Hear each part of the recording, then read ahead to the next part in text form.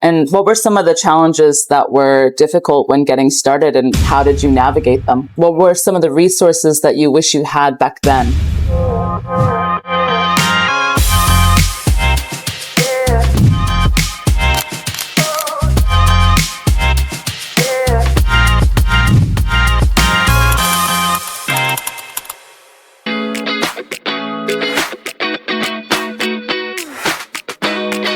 And what were some of the challenges that were difficult when getting started, and how did you navigate them? I guess, like with this business, because I had experience with dealing with cities, and even with this one, like there was a challenge with the city of Vancouver. I did my due diligence and went and asked if there was an issue with this space because it had been empty for a long time. Nope, there's no problem. But then when I went to go get the business permit, it's like, oh, there's an issue with this vent, and you're gonna have to do design. And I'm like, it was the same guy that I dealt with the first time, and I got mad because I'm like, I did my due diligence and you didn't tell me this then. So I stood up for myself, and he went, okay, I'll go talk to, and got written off that day. Because design committee can take you 60 days and you got to pay your rent. Like we've gotten into this very legislative, and we don't make it easy for companies to open. It's like, how can we make it hard for people? But, you have to stand up for yourself. It's a challenge, but it still is. And that's a beautiful message to put out there as well, because I feel like right now with the way we're headed, it's becoming even more difficult for people to become owners of their own businesses. But, they always say they're going to get rid of red tape, but they never really do. Yeah. And it's like, oh, we're going to get rid of red tape. We're going to make it easy. It's all of a facade.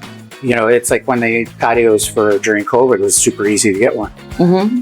But then as soon as COVID's over, it's like, oh, it's going to be $5,000. You got to go to an architect. Yeah. And it's just like, wait, we did this without any of this. Mm-hmm. Why aren't we doing this? And they backed off from it because people are like, seriously? The amount of people that work for the cities have said, oh, just get your consultant to do it. You don't have a consultant. You're just trying to hire people and make a good product.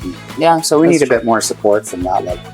My next question was, what were some of the resources that you wish you had back then? More money. Yeah. Some of it, you got to pull yourself up by your own bootstraps.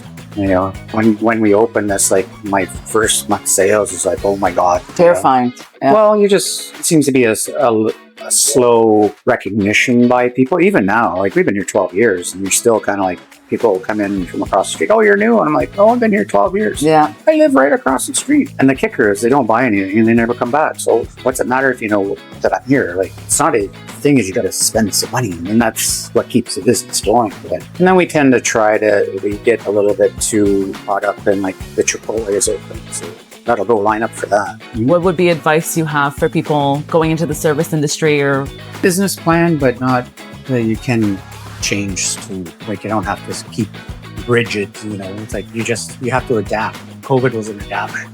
Yeah. How do you survive? You have to change this. Like first 7 years, like we always had sandwiches on our menu, but I had this as a restaurant because we were doing on our Google page because we were doing lots of different things. For 7 years, if you were to Google that sandwich Vancouver, we'd never been on this. And when we pivoted to being a sandwich shop, changed it on our Google page to sandwich shop. The next day we were able to talk to them. Just because that's the internet, So, as a restaurant, we were number 365, even though we had great reviews, but we weren't hitting the potential of being a sandwich shop. A lot of things are size for us because we're small. If I had double or triple the size, we would be doing a lot more stuff. So we're about a quarter of what I want to do. And did you start off with a partner at all, or was it just? I had a partner. He's still somewhat involved. Do you have any advice to give for students going into business with partners? If you're not on the same page, it just doesn't go. Well, you have to build your business. It takes time to build your business. You have to keep going. So